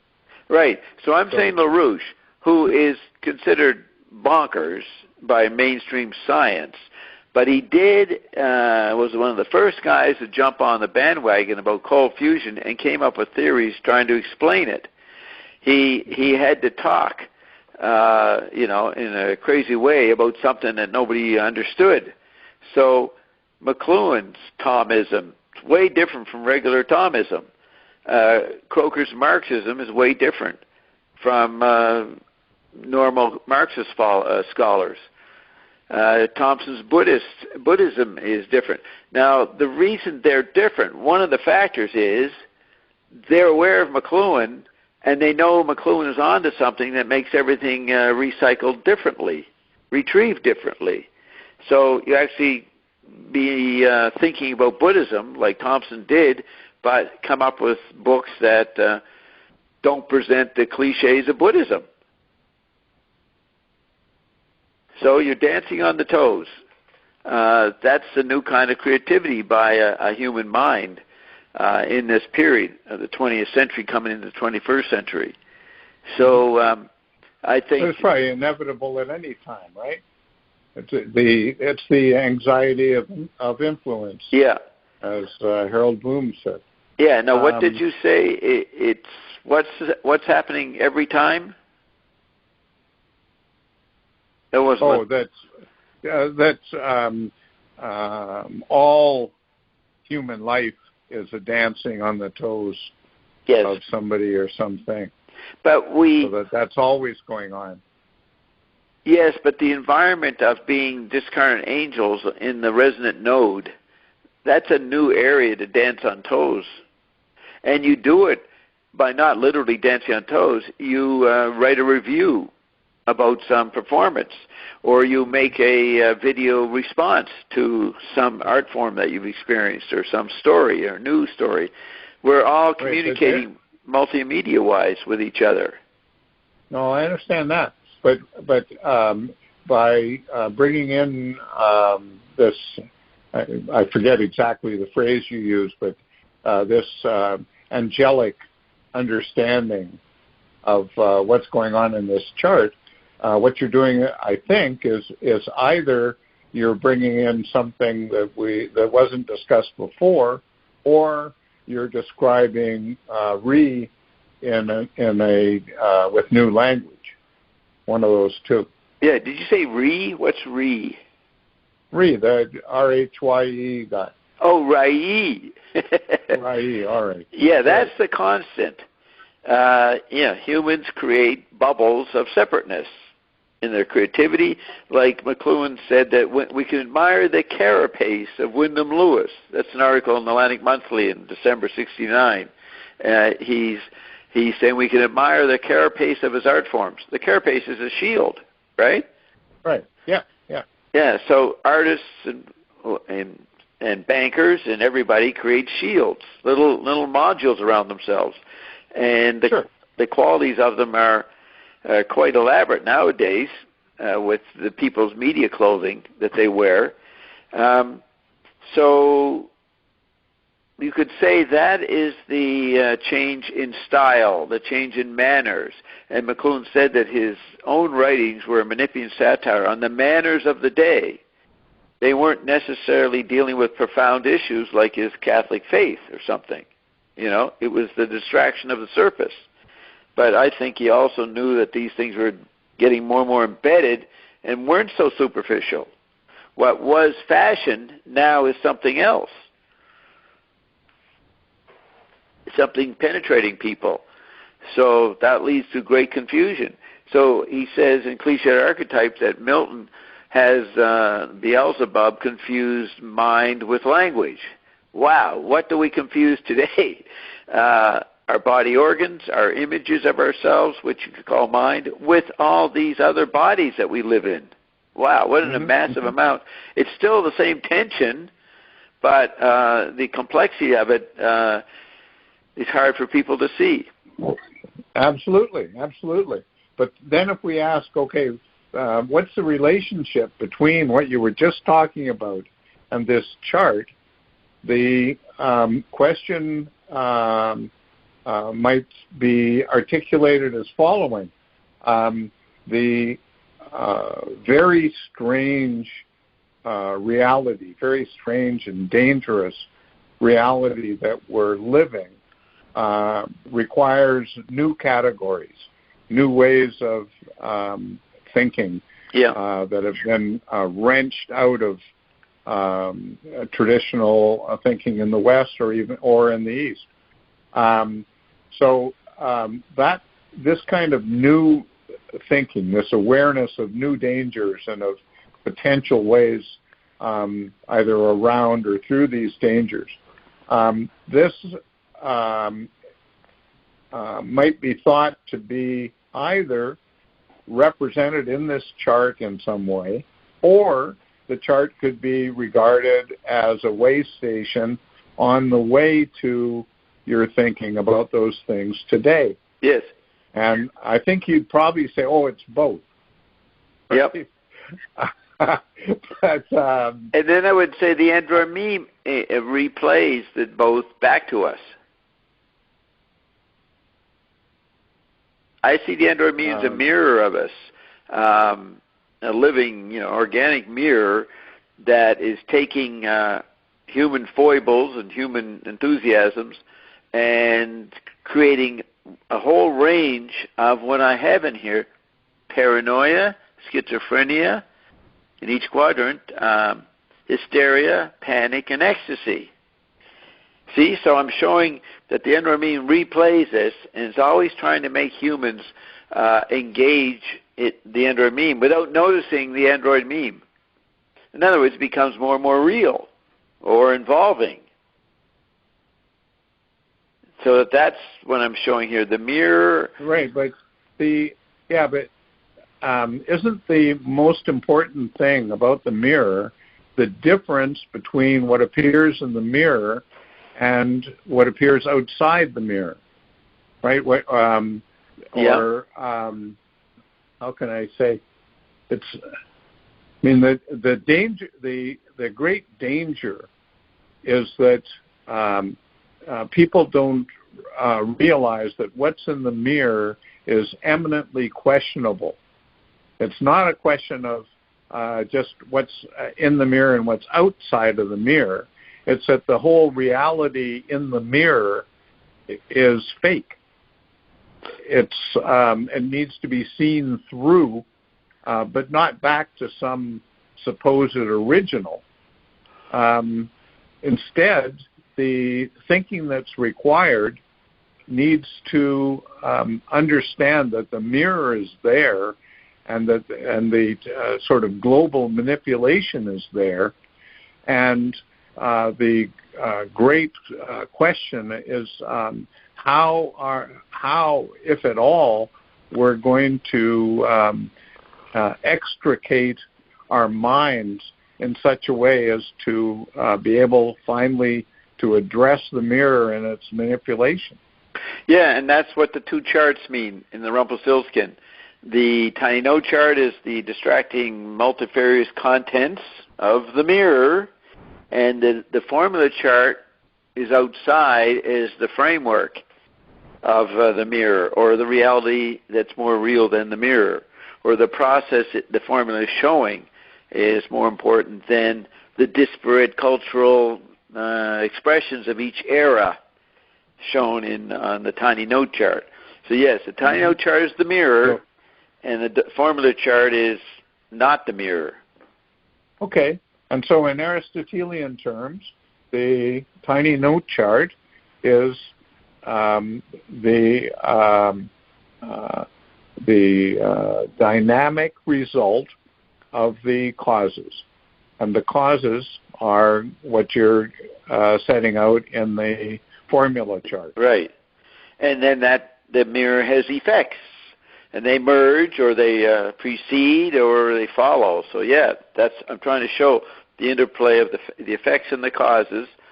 Sometimes they're in quotes, sometimes they aren't, and the interplay of all that in the two charts, which is the Android meme does that to us, and it's the Rumpelstiltskin, this complex process. Yeah. Right, and so what the charts in their interaction and in their various interactions do is pose the question of the name. Yes.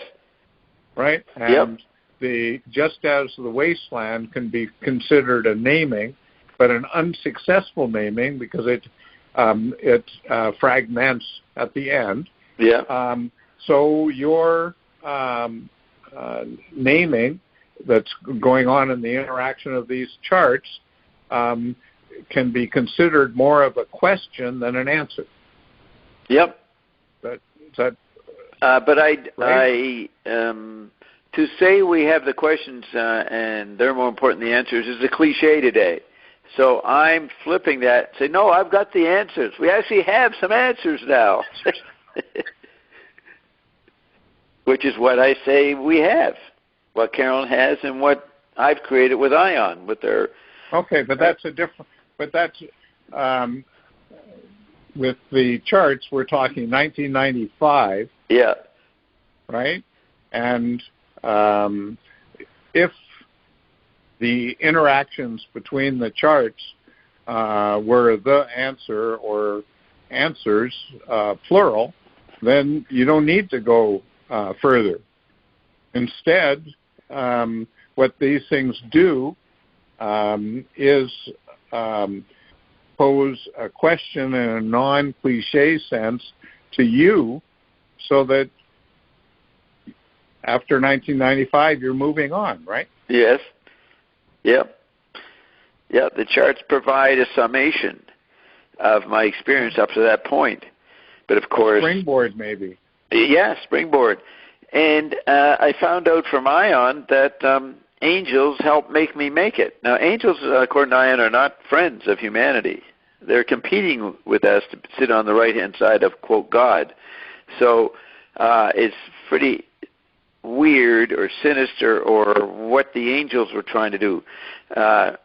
So for some reason, they wanted to help make this chart. Maybe it would help confuse humans. Uh-huh. We're getting back to Gnosticism again. What? Right.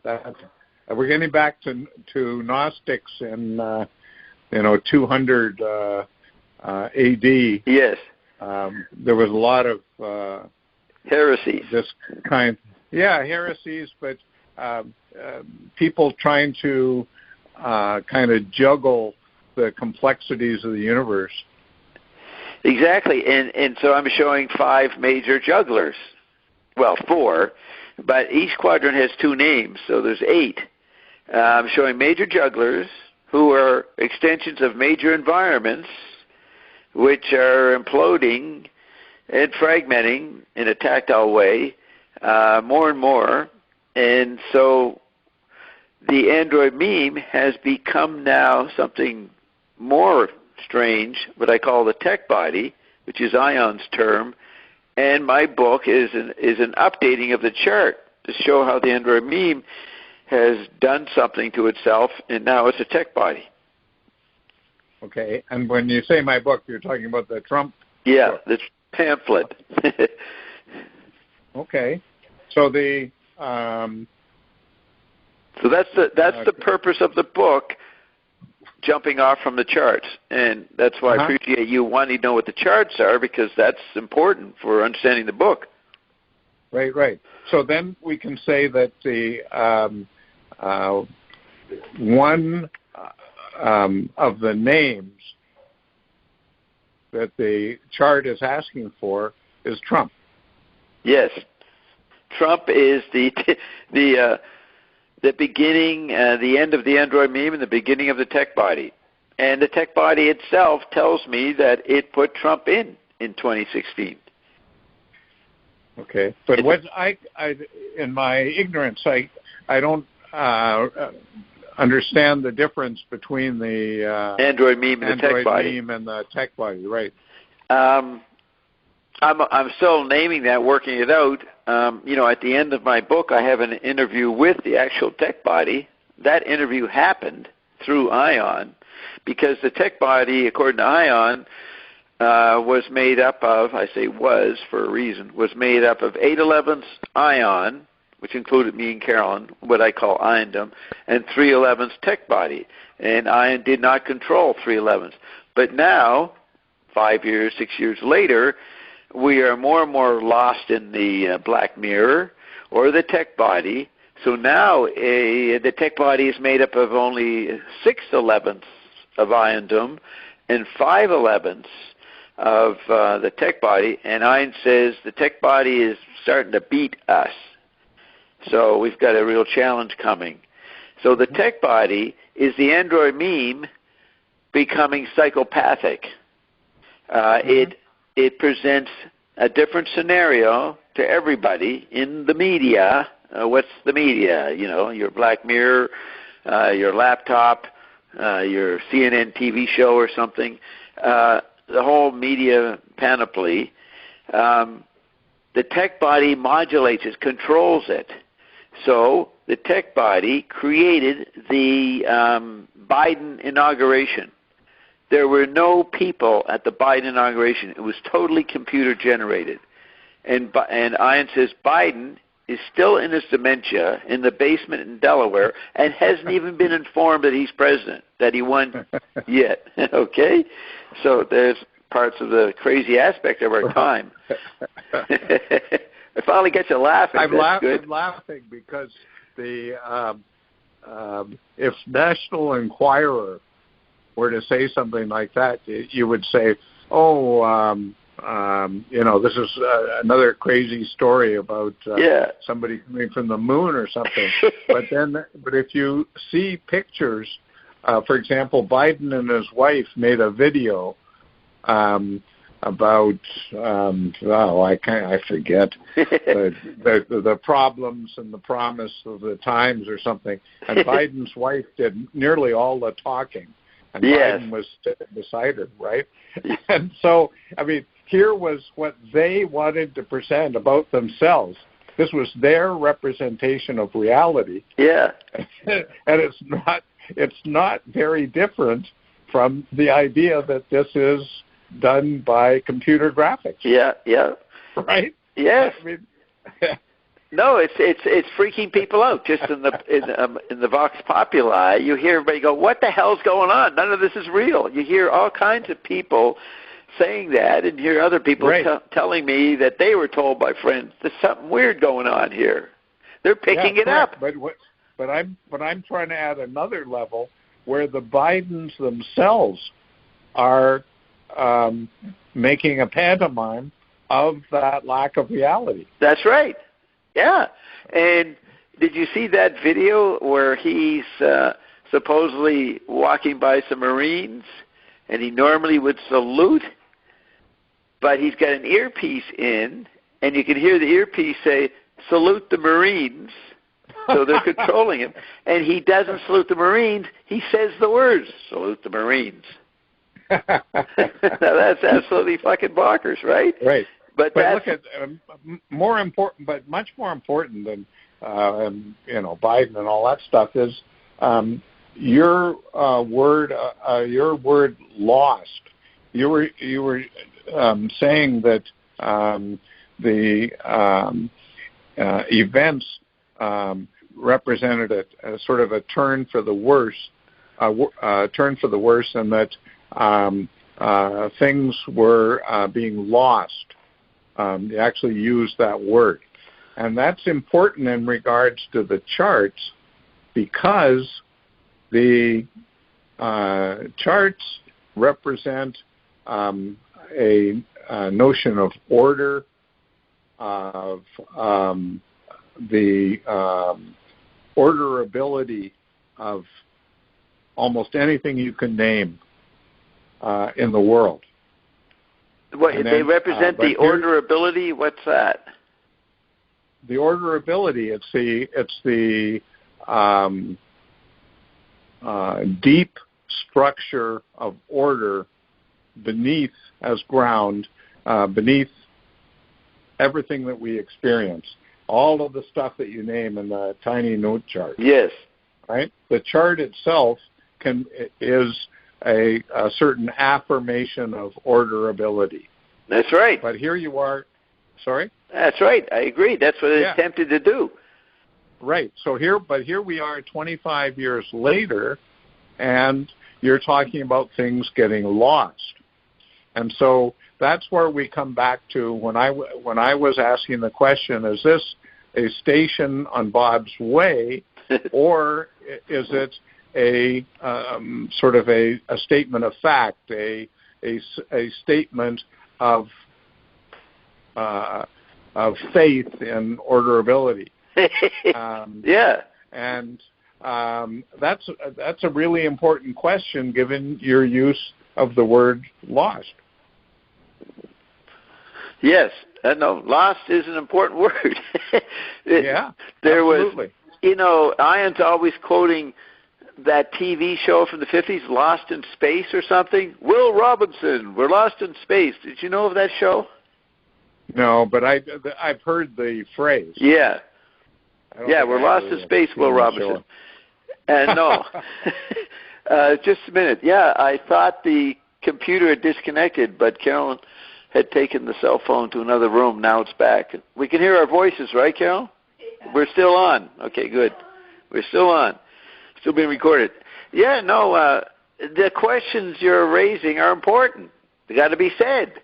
I can feign answers or confidence about which way it's going, but of course, we're up against a tech body, so we're all quite lost right now. And this chart is showing how we became lost. I'm trying to show it. I say the kids, they live in the millennials and younger, they live in a very strange, interesting new situation, but they don't know how they got there. And I was trying to explain with the chart on one level of how we got to where we are, where we were going and how we got there. So what is that? Is that etymology, showing the roots of the name, philology? What did McLuhan say? He, in some essay in a review in the 50s, he said, he just says, whether it's national myth-making or collective phobia or norm something, the modern term of making norms, or individual sensation, there was either four, or do I have it on? I have it in my essay, those five, I think it's five statements. Do you remember that? He just says, we don't know whether it's cultural, myth-making, national phobia, something else, and individual sensation. Do you remember that? Vaguely, yeah. He was showing the range of possible causation, that nobody could determine. Or probably it was all of them were factors. So I have those 4 or 5 terms in mind when I'm making this. So the 5 bodies are part of the 5 quadrants. The 4 levels of exegesis, 5 parts of rhetoric. I'm putting all of those, classical educational ideas in the chart. So I was trying to put as much as possible, but also limit it to basic laws or tensions. So on the far right, 1840 to 1900 is the tension between visual and kinetic spaces as figure to a ground of proprioceptive, osmic, and acoustic sensibilities. You see? That's and there was this guy who wrote a book in the 90s where he used the terms officia state, media state. You see on the far right column, the first word is italicized: Gaia state, Disia state, incorporatio state. So I took that guy's ideas and fit them in there to help explain each phase, as well as the cliches of phrases: staying alive, save the kidney. Save the kidney was Julia Child portrayed on Saturday Night Live. Right. But see, it's one thing to understand sort of what your thinking was and how it got fitted and all that sort of stuff. It's another thing to think, that captured it, right? So the like when you take the Gaia state, the Disia state, and the corporatio state, those things can be fitted into the eras, but do they fit in because they're true, or do they fit in because you happen to read that book instead of another book and you thought, this is a good idea, right? So it's the, you might say it's the difference between an artist expressing expressionism or expressing sort of what's there. Well, I was attempting to, wager on what I thought were the ones that would have the best staying power, even though they weren't doing too well at the time. McLuhan was just starting to be revived in 95, but I knew that knew and wagered that he would become even more significant, and I would say he has. In the cultural memory of the Android meme, he was retrieved during the Android meme phase. Have you ever seen this long essay I did on the 6 schools of media ecology? Did you ever read that? Yes. Yeah. That's in mine, too. All the phases of McLuhanism or different derivatives or extensions of McLuhan around the world. So there's many more schools than that now, though, right? So yes. It's like the 15 schools or something. Yes. Yeah, no, really. And but the Winnipeg school is the best school, right? We know that. I agree. Absolutely. But okay, so I have each.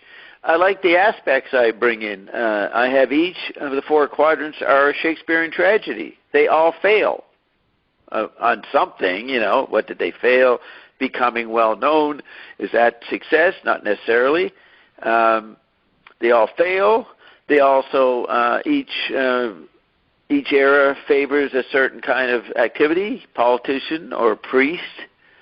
They're all subatomic particles. That's the McLuhan quote. We are super civilized and subatomic, right? So I'm trying to include as many William Irwin Thompson ideas in there, a lot of LaRouche ideas, a lot of Croker's ideas, and McLuhan. McLuhan is it would appear to be more ground than the rest because it's easy to talk about. It's not so conceptual like LaRouche's odd ideas. But he makes a big deal out of the Platonic solids, so they're in each quadrant. But I think LaRouche is going to turn out to be an important figure just in terms of the fate of imperialism and colonialism in the contemporary world. I think he's going to come back. Yeah, are you saying that he's a fighter of imperialism or a dupe of it? Well, it could be both, I suppose. Yeah. But at least the recognition is there, and the recognition is very important. Yeah, right? And his people would write about Trump. They said Trump, he's not an expert, he's not a great mind, but he was implementing LaRouche's program. They saw that. Yeah, his wife, LaRouche's wife, has she's taken these ideas a little bit further, and I think in a pretty good direction. Yeah, and she is known as a Lady Silk Road, whatever that thing's called. Exactly. Yeah. She is known as that in China. She's a major icon from the West for Chinese people. She's the one who, she and her husband laid it out, the plan and the design in '96. So they recognize her as the architectural underpinning source of their humanitarian gesture of the silk and belt thing. But other people say... Bridge and belt. What? Bridge and belt, I think it's called. Yeah, why am I saying silk? It's not bridge. It's silk and... Well, it was the Silk Road. Oh, yeah. Now it's some modern iteration of that. Yeah, but I think, does it say silk and belt and what, Carol? Belt and Silk Road, like that. Belt and Silk Road, says Carol. No, I don't think it's that. But I think the word silk, do you think the word silk's in there, Carol? Yeah, the word silk's in there, but, it's got some other words. The point is that that's great propaganda for China, but there's a whole school of thought saying, wow, they're digging their fingers and grips in countries all over the world through this fake international solution of the Silk Road. You know what I mean? It's very controversial. So Absolutely. now, it's part of the what's going on with China or what's going on with anybody else. We only see that in the black mirror. Yeah. Right? So it's in the tech body. You can't talk about new colonialism or any of that sort of stuff. It's much more complicated than that. That's right. Because we've got these gigantic propaganda machines that are much more real than what we happen to think about what China is doing. Right. Up till, a year ago, it seemed to be a pretty good idea, and China looked pretty good in general terms. But then, if they caused the virus and chemical and biological warfare and all that, man, their stock is diving, right? And so all of a sudden Helga's a dupe of the Chinese. Yeah, well, let me read a passage here to you. It was in his mastery of the art process in terms of the stages of apprehension that enabled Joyce to install himself at the center of the creative process. Whether it appears as mere individual sensation, as collective hope or phobia, as national myth-making of cultural norm functioning, there is Joyce with cocked ear, eye, and nose at the center of the action. There it is. Now, how many? Is there 4 aspects there? Well, there's individual sensation, collective hope, collective phobia, national myth-making, and cultural norm functioning. So it can be 4 or it can be 5. Right. He says collective hope or phobia, which can be seen as one thing. Right. Oh, but you can be particular and say, no, it's 5. So great. And where's that from? It's from the Explorations 2, Notes on the Media as Art Form. Oh, it's not in... There was this Canadian Forum article called God Making Machines, 1957 or so, and Subliminal Seduction on a Project, another title. Right. Those in that era. I thought it came from those two, but it's from Exploration. It wasn't the same era, but Explorations. Notes on the Media's Political Art Forms, is that what you said? Yeah. Yeah. Notes on the Media's Art Forms, yeah. Yeah, that's from the first... This is earlier than the ones you were thinking of. That's right, 55.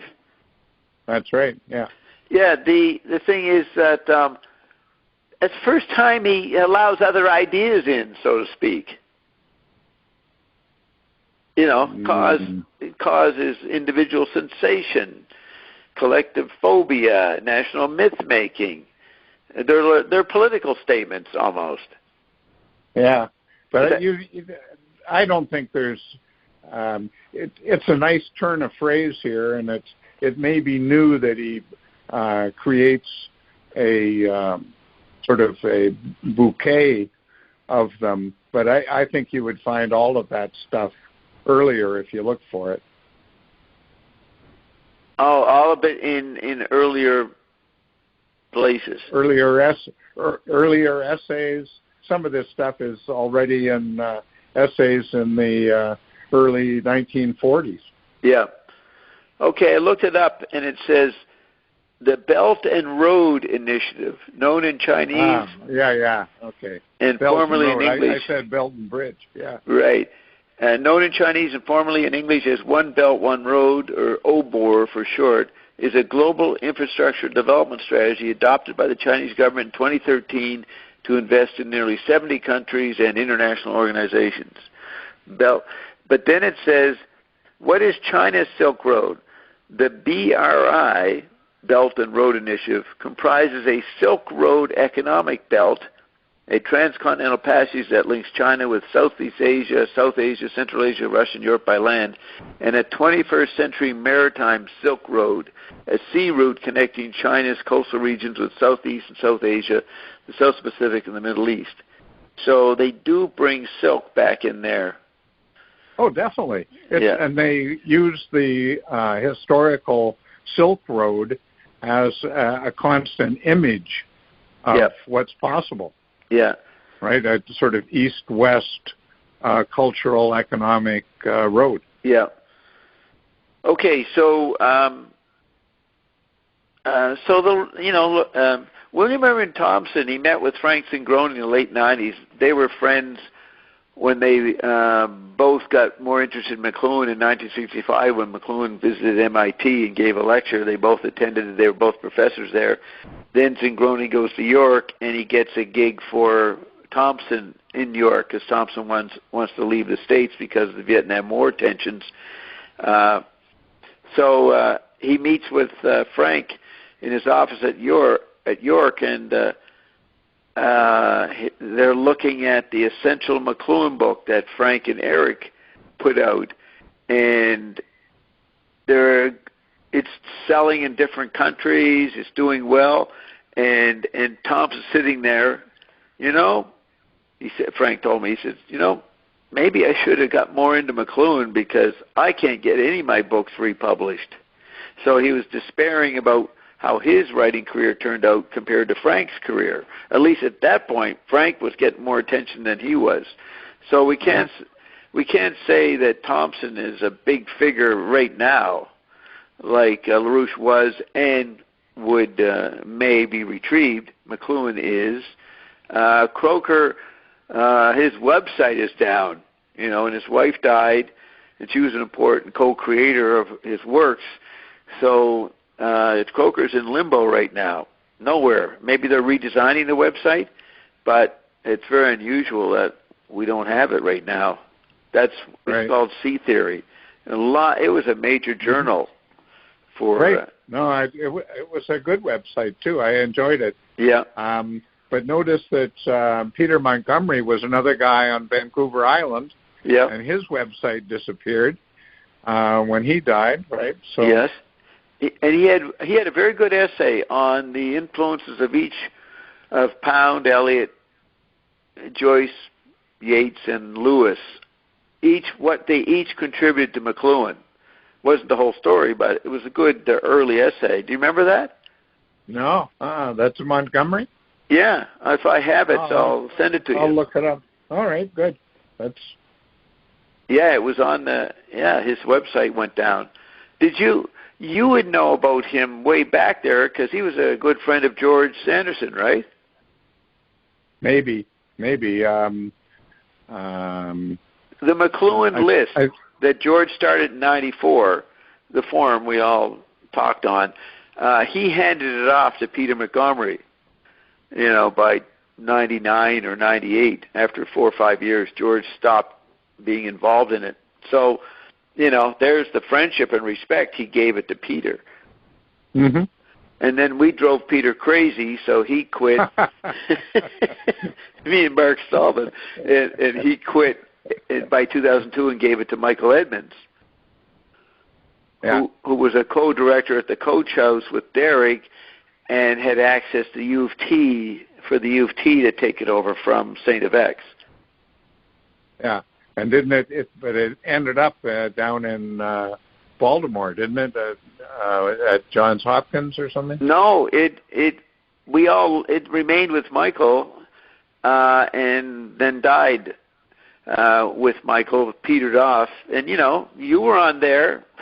We were dancing on each other's toes on that site. And but there was somebody in the state who did a spin-off. And I don't think that... Oh, that may be what I'm thinking of. Yeah, it never went anywhere. Not many people joined it.